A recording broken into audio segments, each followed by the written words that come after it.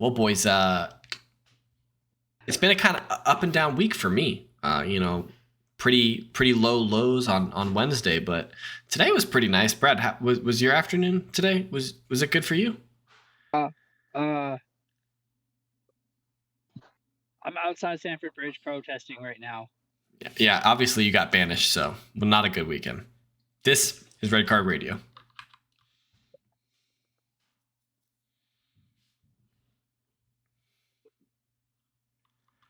Good morning, good evening, good afternoon, whenever you're listening from. Thanks for tuning in. Red Card Radio is a weekly look at the Premier League from three friends who support different clubs. My name is James. I support Arsenal. That guy over there who has been banished is Brad. He supports Chelsea. And down below that, Sean. He supports Tottenham. What's going on, boys? How we doing? What's up? Doing all right. Liking the new setup there, Sean. That all the hats are looking real fresh. Is that Spurs gear? You own Spurs gear. Yeah. Yep. I thought you were just the just Spurs fan, didn't own any Spurs gear. We were starting a GoFundMe to be able to buy you a jersey or something. Nope, I wore my scarf out this weekend. Oh man. Yeah, he had to hunt down his scarf to be able to make it out this weekend. So I can attest he does have Spurs gear, but to get the full details, you guys gotta wait till tomorrow from the news episode. Maybe we'll get some details why you've been banished outside, Brad. But maybe best to not put that on the podcast. I don't know. We'll see. What we have for you guys tonight. This is our review, match week 33. There was I think, if I'm counting correctly, 72 games that were played since the last time we recorded. So we're going to go over every single one of them in Red Card Radio fashion. It'll be a hoot. So that's the review. Literally all we got today is review. We do have a couple games that are going to be played in match week 34 today and tomorrow. That's Wednesday and Thursday as you guys are listening to this.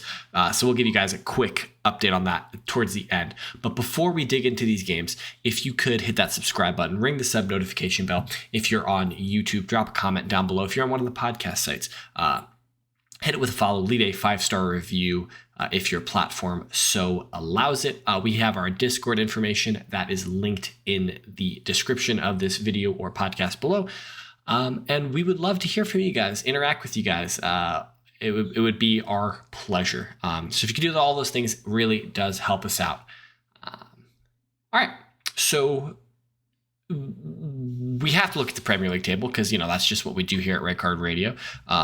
Everyone's favorite segment of the weekend or the week, wherever we are. And as you guys can see, if you're on YouTube, Arsenal still in first position. We timed this podcast very specifically for that to work. Arsenal, first position. In second is still Manchester City. However, they are only 2 points behind Arsenal, and they have 2 games in hand. So that's a little bit of context for you if you guys are adroit mathers. In third position is Newcastle United. They are on 65 points. Fourth position is Manchester United on 63 points, though Manchester United have one less game played than Newcastle United. In fifth is Liverpool. They are presently, 7 points behind fourth position and 9 points behind third position on the same number of games played. So that's probably a bridge too far for Liverpool. Tottenham are in sixth on 54 points. Aston Villa are in seventh. Brighton and Hove Albion are in eighth. Brentford are in ninth. And rounding out the top 10 is Fulham on 45 points. Just a quick note about Brighton. They still have 2 games less played than Newcastle, who are in third. They've got 2 games less played than Liverpool, who are in fifth. So Brighton they can make some moves here. In the bottom half of the table, we've got Crystal Palace. They are in 11th. Chelsea are still vibing on 39 points in 12th. However, they are equal on points with 13th Bournemouth. The only reason that Bournemouth are in 13th is because of their abysmal negative 28 goal difference. That is the third worst in the division, I believe, if I'm not mistaken. Quick glance, yes, that's the third worst in the division. Wolves are in 14th. West Ham United are in 15th. Leicester City are up to 16th. They are on 30 points. Leeds are in 17th on 30 points. Nottingham Forest are in 18th on 30 points. Everton are 19th on 29 points. And looking dead in the water, still Southampton, still 24 points. Things are looking a little dire for the team from the South Coast. Good pun. Speaking of dire, I know just the player to help out Southampton in the championship. Oh, okay. Propose this transfer for me. Eric Dyer. Oh, okay. Yeah, that was a layup. No hurdles on that one. That was as easy as it sounded. I unfortunately for Southampton, I don't think that gets them promoted. I don't think that helps them get promoted. Not my problem. Not Though, my problem okay, here's the play for Southampton. They sign Eric Dyer, and then they get relegated to League One, and then Eric Dyer gets to feature on Welcome to Wrexham season 4 when Wrexham are in League One. I caught you. We're fast forwarding to the 2024-2025 season, Brad. So we're just yep. We're way in the future now. We vibed hard, yeah. Against Gareth, Eric Dyer can get banged up by Gareth Bale. He's already turned that down. Yeah, he quashed that. He just wanted a free round of golf, which is unsurprising, but it's savvy on his part. Yeah, so I mean, we could start with Eric Dyer and Tottenham if you want to, Sean. There was a handful of Tottenham situations this match week that we need to cover. First of all, we had Spurs United 2-2. That game, I guess it's good in the fact that Spurs came back and drew the game. Maybe. And then we had the Liverpool Spurs match, which was a humdinger of a match, 7-goal thriller, ends 4-3 for Liverpool. 94th minute winner from Diego Jota. Which how do you want to tackle this? Do you want to tackle Spurs holistically over the course of the week, or you want to focus on either one of these results specifically? It's just on brand for Tottenham football this year. That we've made a pretty good effort with impeccable continuity to start every game that we possibly can down 2 or more goals every week. It's kind of impressive how you guys are just willing to spot teams' goals. And it's been all 3 managers. So it's not, you can't point to one and be like, oh, this is where it's going wrong. It's all of them. And that continued in amazing fashion against United, and 2 second-half goals make that a draw. It happened in 15 minutes against Liverpool. So what I will say about the Liverpool result, and I'm fairly, I don't know if like impressed is the right word, because I'm not really impressed by Tottenham and them drawing that match. Or I guess going down in the manner in which they went down. But it is impressive for a team that seems like they've got nothing to play for, that they were willing to fight so hard to come back in that match. And I mean, they, a couple referee decisions here and there, they could have had a shot to win the game. I mean, if we're being completely honest, I know you have. So kind of what I'm referencing. There was a situation with Diego Jota, high boot into the head of Skip late in the second half when Liverpool were winning 3-2. Spurs were kind of dominating the game, or at least they were getting the better chances, I would say, at that point in the match. And so if Spurs are down to 10 men, or Liverpool are down to 10 men at that point, then that's a different conversation. I very famously on this very podcast stood my ground on a situation that had a bicycle kick in the box attempting to score a goal that landed Azpilicueta in the hospital. Dramatically in the hospital. There was a little bit of drama involved because didn't look that bad. But anywho, I stood on a. He got brushed slightly. I stood on it. Stood and died on a hill. That is a yellow. That is a dangerous play with no intent. No straight red. Okay. So when this first happened, and we'll we'll talk about the visit next episode, but Joel looked squarely at me as soon as that happened and said, "Well, is it a red now that it happened to your team?" And I said, my response was, in the effort of consistency, no. That to me has to be a red card. Blood was drawn. It's a red. I don't even care about the blood aspect of it. That part is immaterial to me. Like, how do you not show a red card when homie's literally bleeding from his face? I believe he had to get stitches because the bottom of the boot cut his right above his eye. In the moment, I had myself convinced that it was just a yellow and that was adjudicated properly.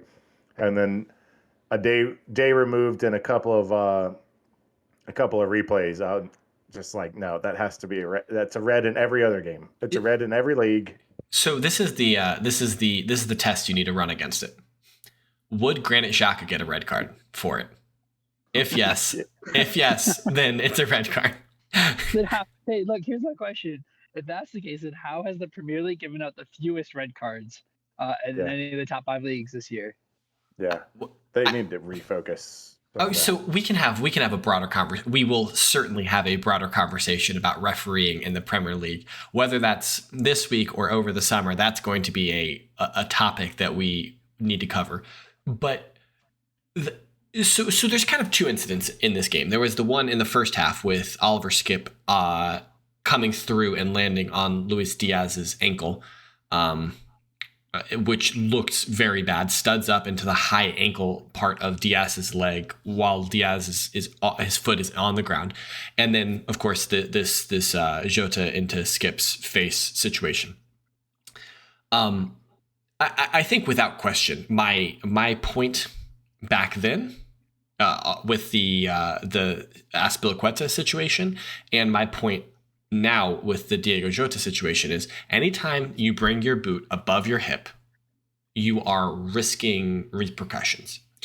And it's not a foul if you don't hit somebody, but the moment you kick somebody with your boot above your head, that's instantly a foul and at minimum a yellow card. And then depending on the severity of the incident, could be a red card. To me, studs up in the side of the face is a red card every day of the week. Every day of last week, and twice in that game. With the exception, there's one specific exception where it's not a red card. It's when Paul Tierney is refereeing against Liverpool. Yes. Yeah, I said in the group that the only way I could bring myself to argue, that the high bicycle kick onto Azpilicueta was still not a yellow. The only line of thought that could bring that justification was that it was in the box and he was attempting to score, and this play was in the middle of the field. And there's no real reason to have your foot that high in the middle of the field.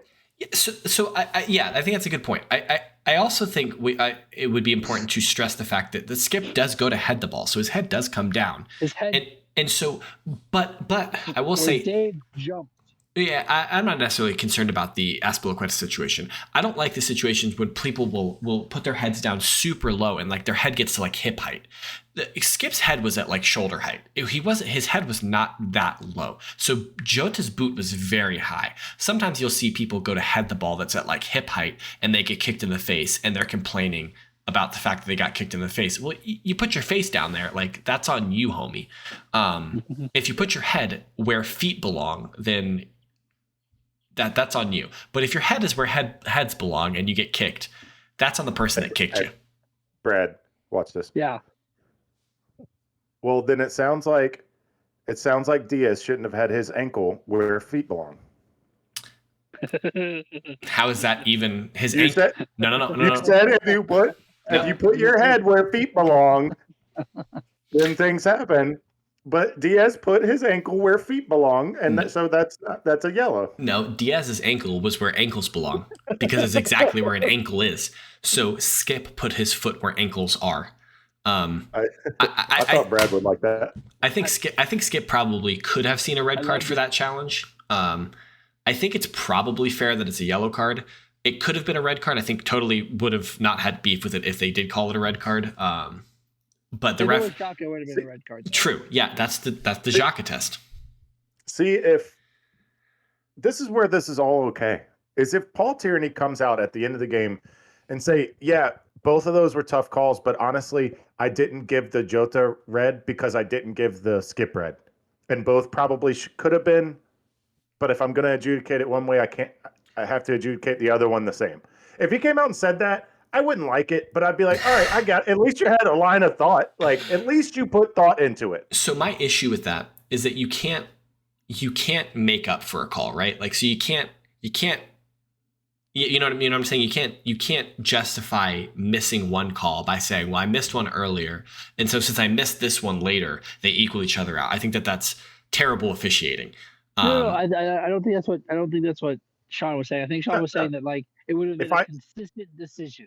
Yeah, if I set the precedent early in the game that I was going to let him play, it would be unfair to change how I'm adjudicating the game. Sure. Okay. Later in the game.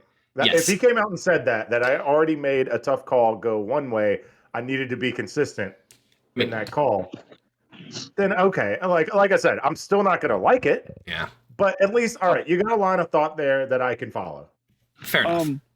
I have a question though, and maybe we'll get into this more later on. If because of the Klopp interview, and the PGMOL said they have reviewed the audio and they have the audio of all of these things. Why is that not released? Because Tierney or the fourth official or whoever said something. Yeah, because they said something. Right. But I'm saying in general, why isn't the refs' quote unquote soundtrack not released after every game?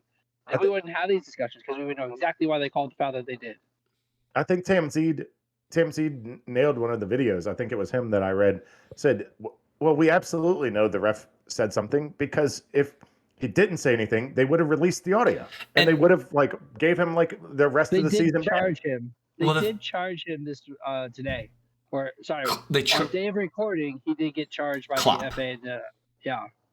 Klopp got charged, not Tierney. So I would argue that what Tierney said is probably the same level as what Klopp said. I'm sure when they were speaking to each other, it was equal levels of disrespect.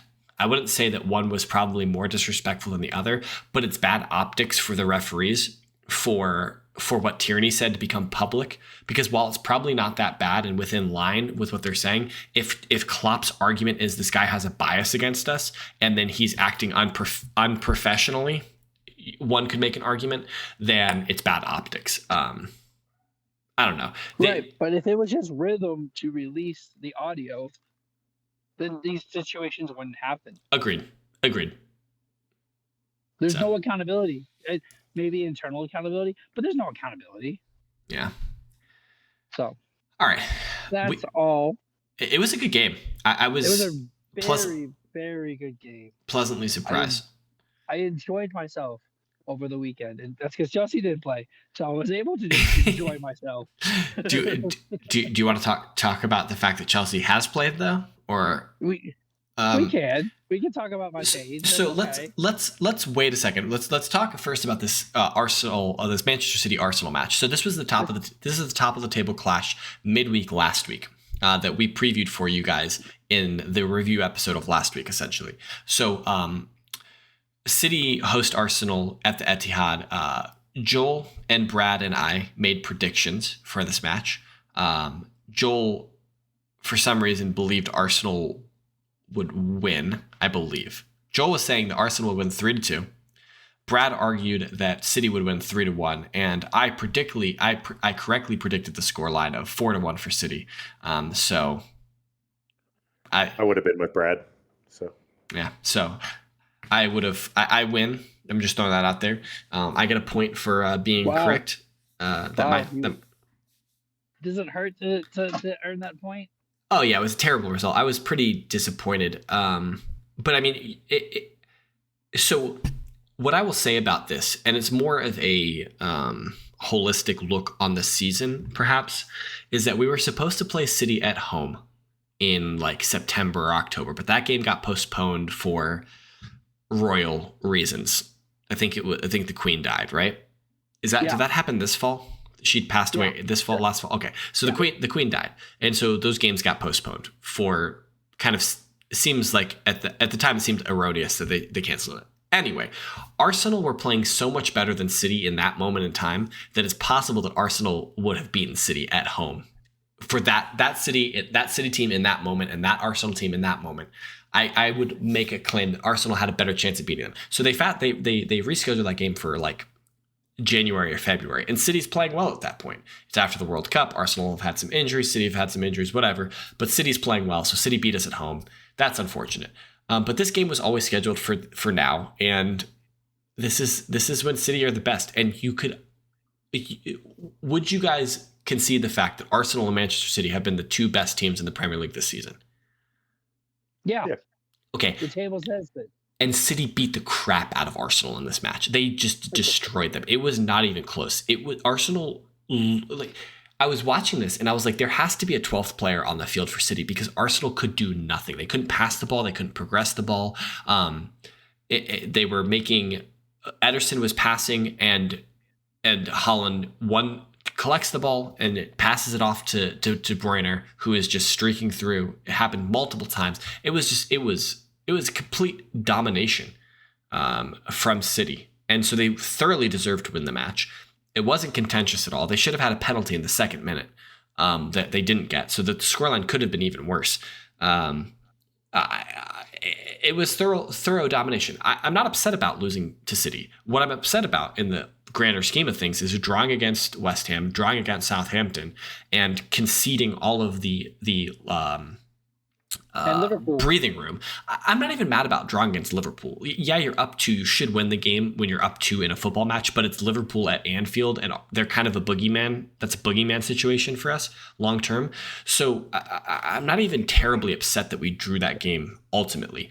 But the bigger issues are obviously drawing against West Ham and drawing against Southampton. That's unforgivable. And so Arsenal we only have ourselves to blame for allowing City for when City did beat us, that we had no margin.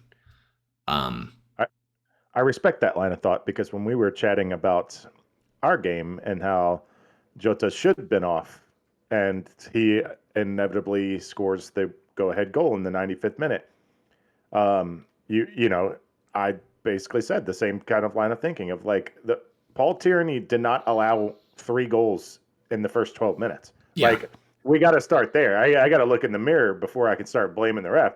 Like, if that was a tight battle and that goal was goal number 2 in a 1-1 tight-knit game, the entire game, well, then yeah, I can look at Tierney and be like, all right, well, you definitely directly affected the outcome of this game. Yeah. But being down 3 goals, you can't have that. Yeah. You also can't have Lucas Moura passing a direct pass to Jota. We didn't even mention that. That was such a catastrophically bad from such an experienced player. It's just it's unthinkable. If we want to talk about somebody who has money on matches, you can't convince me that wasn't like I have money on Jota to score at any point in this match in my parlay. Like, I don't believe it. Yeah. And shout out to Ryan Mason for going for it though at Anfield. Like, he brought on all the attackers. I mean, he has to. Every single one of them. So before the hold on, let me pull up the table real quick for myself. Like, Liverpool and so Spurs are now 2 points behind Liverpool. Had they won the match, they would have been 4 points ahead of Liverpool. Having played one more game. So, like, they had to do it in order to try and get position. And to be fair, they almost drew the game. And a draw away at Anfield's not bad. It was a great result. It's just a brain dead move by Moura. So, I don't know. City, so to my ultimate point about Arsenal and Manchester City will probably win the Premier League. It's just what they do. It's just what they do. I mean, but 94 points. Yeah, if Arsenal finish on 90 points, I'm going to be very happy. Exceedingly happy. Brad, let me ask you something. Yeah. You went out. You guys are perpetually injured, right? Not really anymore. For sure. Just every year. Just James. Just Liverpool and Chelsea. Why do they not go steal City's conditioning and training staff?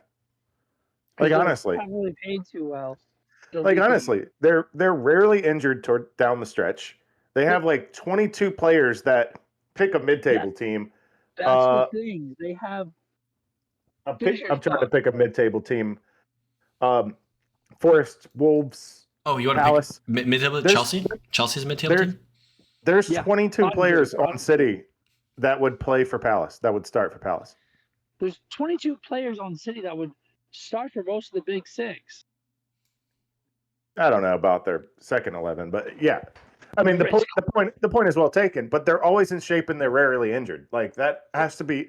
If you're Liverpool, you have to be like, that never happens to us. We should look into what they're doing. But the thing is, they have a 25-man squad that everybody's happy on because everybody's playing and winning. So like, yes, of course, their team with their 2 11s, like they could probably have their second 11 playing, and then say they don't get injured because they only have 11 players, and they're probably top 4 in the Premier League as their second 11. So like you can literally like Holland goes and sits down, you bring in Alvarez that every team in the Premier League wanted on a loan, right? Like if Grealish isn't in there, it's Foden. Yeah, so depth is ridiculous. Yeah, City's a cheat code.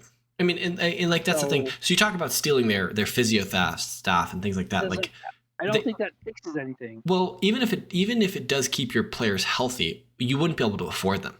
Manchester City have infinite money. They can pay those people whatever they want, and I'm not entirely sure that it would like. I don't know how that affects your like financial fair play stuff. So like from that perspective, like it doesn't cost them anything, like, you know, like they can spend whatever they want in their doctors, you know. So I don't think that Chelsea used to have infinite money. They don't. I'm not sure they have infinite money anymore.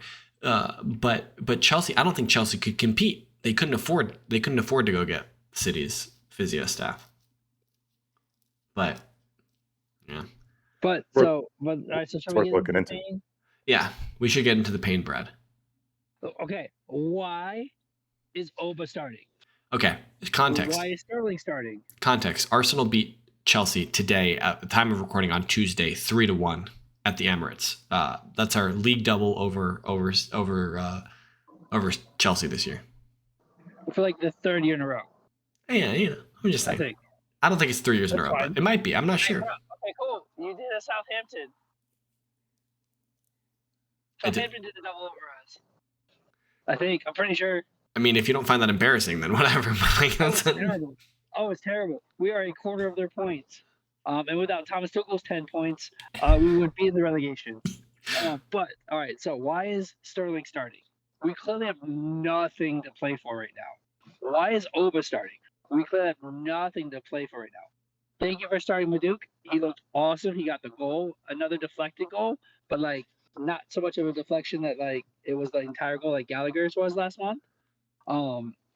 Why is Kovacic starting? Why is Conte starting? Why is Thiago Silva starting? I don't understand the lineup choices. Okay. We have nothing to play for, and the players out there are playing like we have nothing to play for. Well, here, like there was nothing in that game. Let me ask you a question, Brad. You say things like, why is Thiago Silva playing? Why is Kovacic playing? Like, why is Conte playing? If that's your rationale, then are you suggesting that Chelsea should offload all of those players that you just named in the summer? So let me so we can so you want to play Thiago because Thiago's going to be here next year. You want to play Conte because Conte's going to be here next year. Sure. Kovacic isn't going to be here next year. Oba is not going to be here next year. Yeah. So I hope Sterling's not here next year. That's absurd. I fully respect the whole, you're not going to be here next year. I'm not going to make any money off of you to sell you like Oba. Like fine, don't play them. Like, yeah, Oba playing seems really strange to me. I agree with you. Like I get it. He came on as a sub in our last game, and like we had a 9, so we could play the ball to him. That wasn't happening against Arsenal. He's not a 9. He's not a 9. I'm sorry. It's just this whole conversation about Oba playing as a number 9, he's not going to thrive there. He needs to be on the wing, coming off as like a second striker off the left. That's all Chelsea have, is second striker. So he's the closest thing to a striker we have. Which is ridiculous. You got one. Besides David Datro Fofana, like besides the kid, like let's play him and see what the heck we got. Yeah, it is a very simple answer of why Sterling, Oba, Conte, Kova, and Thiago played. It is you've seen Moneyball, right? Yeah. It's Art Howe saying, I'm going to manage my team in a way that I can explain to future bosses when I'm trying to get another job. Yeah. That's Frank saying, I may not be here next year, but I got to put something on film that might get me another job. Yeah. Frank's not here next year, and he hasn't won a game, so he's not going to get another job. Probably not. But that's him saying, I've tried Mudryk, I've tried Fofana, I've tried Havertz, I've tried them all. I've tried them all. Yeah, I think it's like, hey, this is my ethos on football, and like this is my style, and this is what we should be doing, and all this shit. But like he has played himself out of contention for any Premier League job for next season. If he hadn't taken this job, you could make an argument that Crystal Palace might look at him. I don't think so. How? I don't think so. Because I don't think he did well enough at Everton for Crystal Palace to be like, yeah, let's take a shot at you. That might be true. Like he might have been. I think perfect dream scenario. I think the board knew that, like, hey, if we can have a miracle against Real Madrid, then great, fantastic, Frank, you deserve it. If not, we don't have anything to play for. Hey, Frank, you don't have anything to play for. Like, let's see if we can't build each other up. Let's see if you can't come back to Chelsea, get the fans behind the team for once, come win a couple of games, get us safe, which I think we're safe anyways. But like, not sure. Safe, show some. I don't think we're mathematically safe yet. But that Leicester Everton result was a good one for us. That draw was a good result for us. I'm not getting max points. Yeah. That's absurd. So, like, that's such an absurd place to be as a Chelsea fan. Like, is Chelsea going to win a game? I don't think so at this point. I don't know if we're going to draw a game at this point. Yo, if Chelsea finish the season on 39 points, that will be one of the most hilarious things out of the season. Yeah. Well, so there's a rumor going around that the owners knew there was a high likelihood that this would happen, or that like we'd be 7th or something like that. Not as bad as we are, but like get everybody in before the FFP like clampdown happens. With like the contracts, like the 8-year contracts, the cooking the books that way. There's a rumor going around on Chelsea Twitter that was a thing that happened. So Foley's actually a genius and knew that this season probably wasn't going to end up well. I didn't say this was my opinion. I don't think this is my opinion. This is not my opinion. I think we got it wrong this year. Brad. I think too loaded of a squad. But apparently this is the story that's going around Chelsea Twitter, is that this was actually like him making these moves now because we couldn't make these moves in the summer. Okay. The only way that theory works and holds any water is if they had a manager and they committed to that manager long term, and these were all players that a manager wanted. That's the only way that theory holds water. Because I think was the plan with Potter. It just got way too bad. That's some like high level that's some high level copium there from Chelsea Twitter. Oh yeah. But I do think Graham Potter was like their guy until like they just couldn't anymore. Like there was no more excuses left. How good is Arsenal if you get $650 million spending spree? Yo, give us. We'll take Rice. We'll take Casado.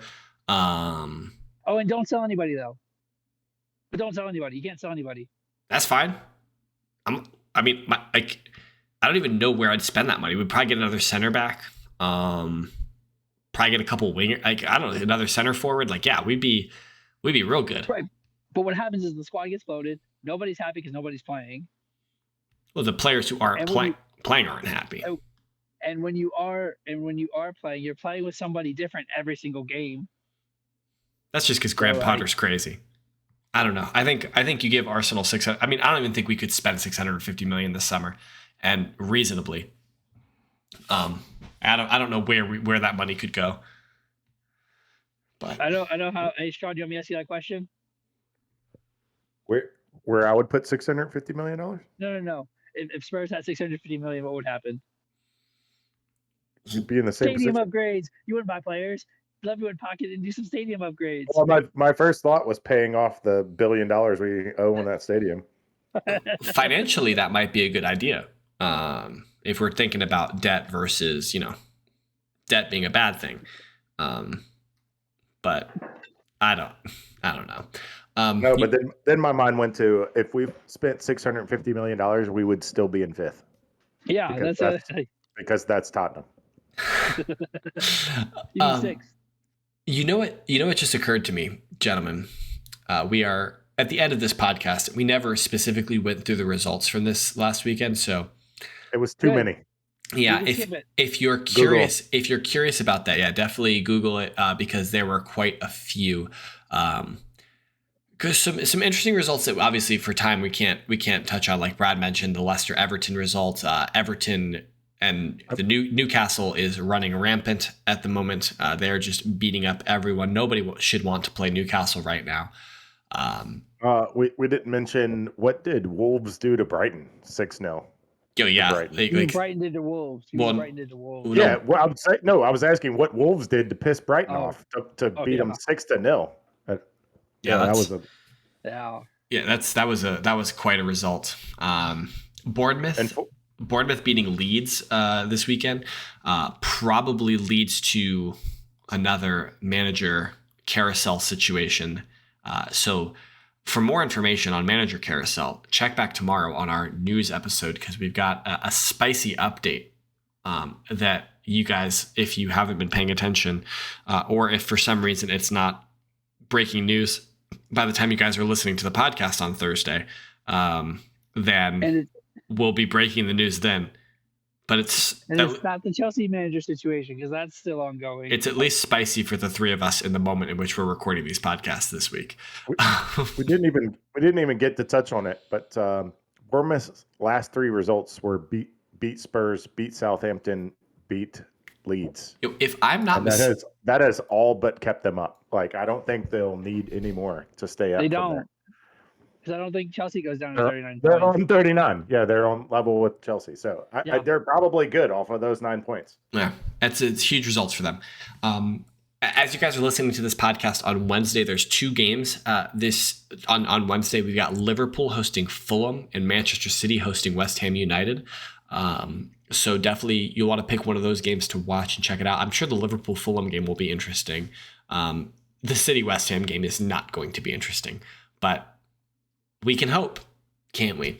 And then on Thursday, there's Brighton and Manchester United from the South Coast there. So if you're interested in any of those games, those are coming up. If you're still listening and you still haven't hit the subscribe button, definitely do that now. Ring the sub notification bell. Leave a comment. Let us know what you guys liked about the episode. Let us know what you didn't like about the episode. If you're complaining about sound, direct all those at Brad because he's in a wind tunnel. He's in the wind tunnel, though his time has not been docked in the wind tunnel by the FIA for this season.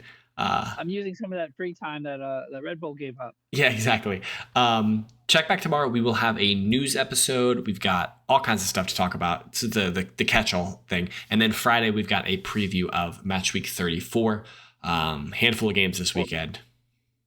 What's up, Brad? Or what's left of Match Week 34 because there's some games going on through the week. This is the whole just get the games played as quickly as possible before May 28th kind of situation that we're in now.